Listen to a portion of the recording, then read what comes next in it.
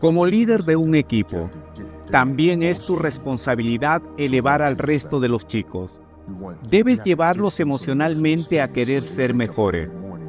Tienes que conseguir que estén emocionalmente en un espacio donde se despierten cada mañana, impulsados a ser la mejor versión de sí mismos. Y en la práctica, para mí era una oportunidad para impulsarlos, para desafiarlos.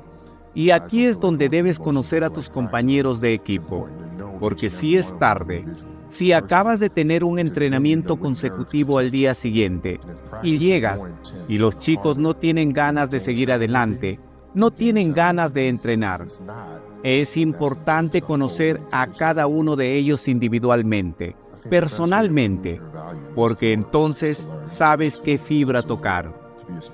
Y si el entrenamiento es más intenso y más duro que un séptimo juego, entonces el séptimo juego será fácil. Pero si no lo es, entonces es cuando los equipos comienzan a desmoronarse.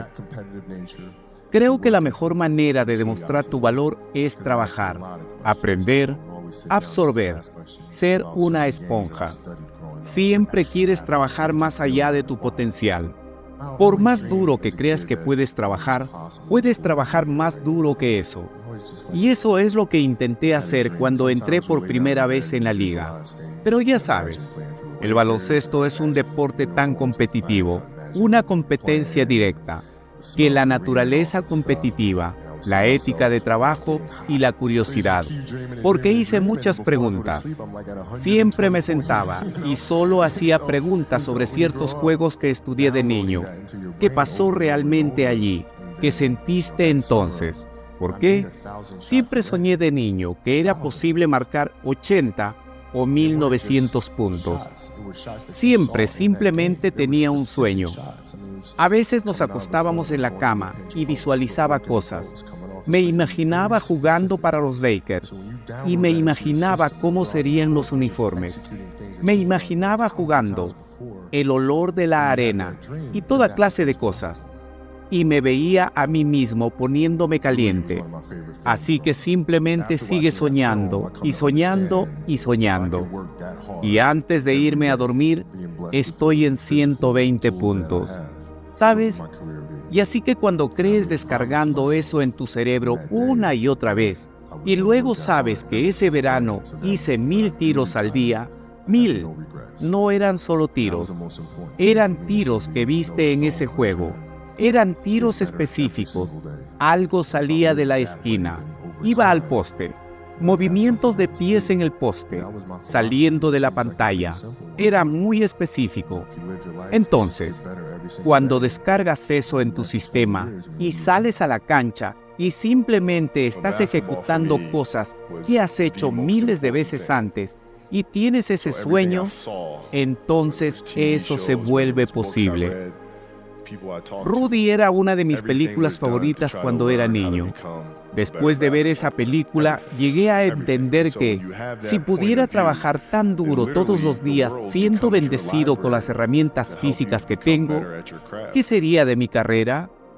Y me hice una promesa a mí mismo desde ese día, que iba a trabajar tan duro todos los días para que cuando me retirara, no tuviera ningún arrepentimiento. Y eso fue lo más importante para mí. Así que no dejes ninguna piedra sin remover. Mejora cada día. Y si vivo de esa manera, con el tiempo tendría algo hermoso. Y esa era mi filosofía. Parece una bastante simple, pero sabes, si vives tu vida solo para mejorar cada día y lo haces durante 20 años, ¿qué tienes? Para mí, el baloncesto era lo más importante. Así que todo lo que veía, ya sean programas de televisión, libros que leía, personas con las que hablaba, todo se hacía para tratar de aprender cómo convertirme en un mejor jugador de baloncesto. Todo. Y así que cuando tienes ese punto de vista, entonces, literalmente el mundo se convierte en tu biblioteca para ayudarte a ser mejor en tu oficio. A los 13 años, jugaba el juego más largo porque mi juego no se trataba de ser mejor que tú a los 13. Se trataba de ser ser mejor que tú cuando las fichas realmente estaban en juego. Así que cuando jugabas a los 13, te medía y veía cuáles eran tus fortalezas y debilidades. ¿Cómo te acercabas al juego? ¿Te tomabas el juego en serio? ¿Eras bueno en él solo porque eras más grande y más fuerte que los demás?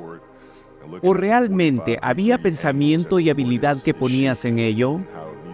Y cuando jugaba a mis debilidades, porque cuando juegas al baloncesto en verano, hay tantos juegos y no se hace mucho trabajo de habilidades. Entonces, ¿cuándo vas a mejorar? Cuando estás jugando en situaciones de competencia, solo juegas según tus fortalezas. ¿Por qué? Porque quieres ganar. Entonces, lo que haría siempre sería trabajar en las cosas durante esos juegos en las que era débil. Mano izquierda, juego en el poste, tiro a media distancia. Así que tenía una estrategia, y luego avanzando rápido hasta los 17 años, y mi juego era completamente completo. Y ese jugador a los 13 años que vi, todavía estaba haciendo lo mismo a los 17. Ahora tienes un problema. Veo a muchos jugadores tomar vacaciones con otros jugadores que son amigos cercanos, solo para tomar vacaciones o simplemente pasar el rato. Pero yo nunca hice eso. ¿Por qué no lo hice? Bueno, porque cuando me retiré, no quería tener que decir que desearía haber hecho más. No quiero eso. ¿Cuáles fueron algunos de los factores que consideraste para mejorar tu juego temporada tras temporada?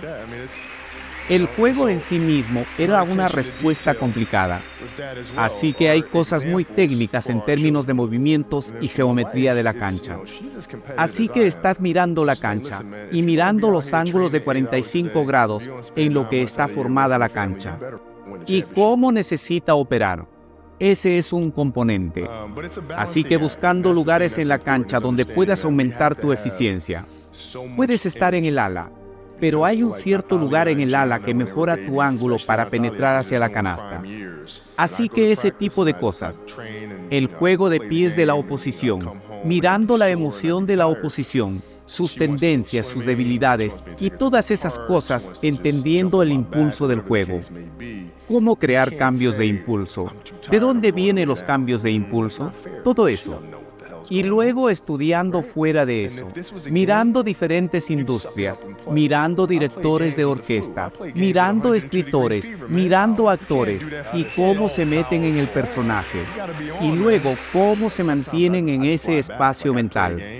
Así que, mirando diferentes industrias, mirando la naturaleza misma y aprendiendo de eso y cómo puedes incorporarlo al juego. Hombre, es mucho estudio.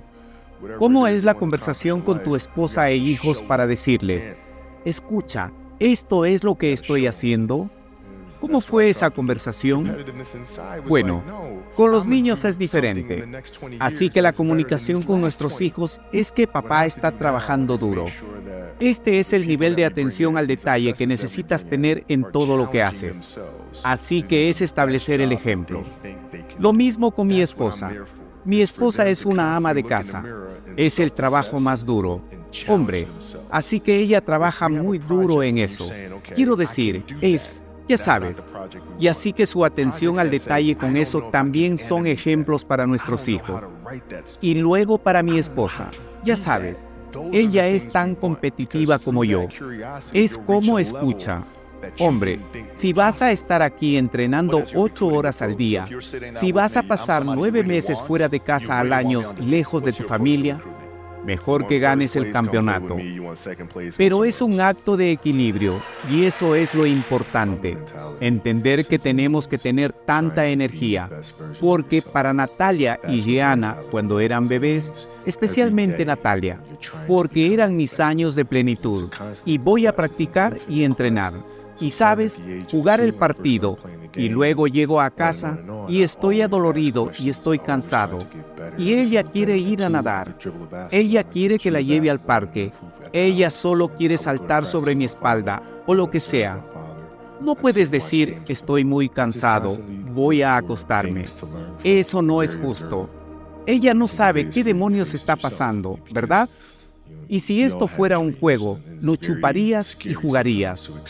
Juego juegos con la gripe. Juego juegos con fiebre de 102 grados. Hombre, no puedes hacer eso. Debes estar encendido, debes ser hombre. A veces volaba de regreso. ¿Cómo? Jugaba un partido para no perderme el cumpleaños de mi hija. Volaba de regreso. Estar allí para sus cumpleaños. Y luego volvía con el equipo, solo para asegurarme de no perderme nada. Debes liderar con el ejemplo. Padres, debes liderar con el ejemplo. Si quieres que tus hijos hagan lo que sea que quieran lograr en la vida, debemos mostrarles. No puedes, debes mostrarles. Y eso es lo que intenté hacer. La competitividad en el interior era como, no, voy a hacer algo en los próximos 20 años que sea mejor que estos últimos 20. Lo que tengo que hacer ahora es asegurarme de que las personas que traemos, estos obsesivos que traemos, estén desafiándose a sí mismos para hacer el mejor trabajo que creen que pueden hacer. Para eso estoy allí, para que constantemente se miren en el espejo y se autoevalúen y se desafíen. Si tenemos un proyecto y dices, ok, puedo hacer eso. Ese no es el proyecto que queremos. Los proyectos que dicen que no sé si puedo animar eso, no sé cómo escribir esa historia, no sé cómo hacer eso. Esos son los que queremos, porque a través de esa curiosidad llegarás a un nivel que no creías posible. ¿Cuál es tu enfoque de reclutamiento? Así que, si estás sentado conmigo, soy alguien que realmente quieres. ¿Realmente me quieres en el equipo? ¿Cuál es tu enfoque para reclutar? ¿Quieres el primer lugar? Ven a jugar conmigo. ¿Quieres el segundo lugar? Ve a otro lado. La mentalidad de la mamá simplemente significa tratar de ser la mejor versión de ti mismo. Eso es lo que significa la mentalidad. Significa que todos los días estás tratando de mejorar. Es una búsqueda constante, es una búsqueda infinita. Así que comenzando a los 23 años, cuando empecé a jugar al juego y así sucesivamente, siempre hago preguntas. Siempre trato de mejorar cada día en todo lo que hago. A los 2 años podía driblar un baloncesto. Podía lanzar un baloncesto en la canasta de Nerf en casa. Y luego iba a la práctica con mi padre. Lo observaba, miraba los juegos con él. Simplemente buscaba constantemente cosas para aprender de ellas. Soy muy observador. Creo que el mayor miedo al que te enfrentas es a ti mismo. Porque sabes, todos tenemos sueños y a veces es muy aterrador aceptar el sueño que tienes. Y es aún más aterrador decir, ok, quiero eso. Es aterrador porque tienes miedo de que, si pones tu corazón y tu alma en ello y fallas, entonces, ¿cómo te vas a sentir contigo mismo? ¿Verdad? Así que ser valiente significa ponerte ahí fuera e ir a por ello. Sin importar que ir a por ello no para nadie más, sino para ti mismo. Mi objetivo cambió drásticamente a medida que envejecía. Es como que cuando eres niño, dices, quiero ser el mejor de todos. Y ahora pasas por tu vida y todo lo que haces intenta ser el mejor. Eso sería lo mejor de todos. A medida que envejeces, comienzas a entender que esas cosas son muy superficiales. Y todo el mundo tiene una opinión diferente al respecto. No importa lo que hagas, puedo ganar 20 campeonatos. Siempre hay una opinión sobre quién es el mejor. Todo el mundo tiene diferentes opiniones. Así que comencé a entender realmente que tal vez eso no es lo importante. Tal vez lo importante es cómo crecemos como equipo, cómo ayudo a mis compañeros de equipo a ser mejores. Así que ese fue el primer cambio para mí. Y luego, a medida que envejecía, aún se trataba más de cómo estás inspirando a los demás a encontrarse a sí mismos, ¿verdad? Ese es el campeonato definitivo. Así que gané 5 campeonatos. Eso es genial. Otro equipo ganó un campeonato este año. El equipo ganará un campeonato el próximo año. Esas cosas vienen y van. Pero lo que queda es, ¿cómo usas tu pasión y usas eso para inspirar a alguien más a crear su pasión y luego cómo puede pasar eso a la siguiente persona? Ese es el verdadero éxito. Los sueños deben ser puros. Creo que muchas veces cuando nacemos en este mundo, realmente terminamos retrocediendo. Y parece que cuanto más maduramos, más responsables se vuelven nuestros sueños. Más gobernadores ponemos en nosotros mismos y nuestra capacidad para soñar. Así que no se trata de superar las limitaciones o expectativas. Realmente se trata de proteger tus sueños, proteger tu imaginación. Eso es realmente la clave. Y cuando lo haces, entonces el mundo simplemente parece ilimitado.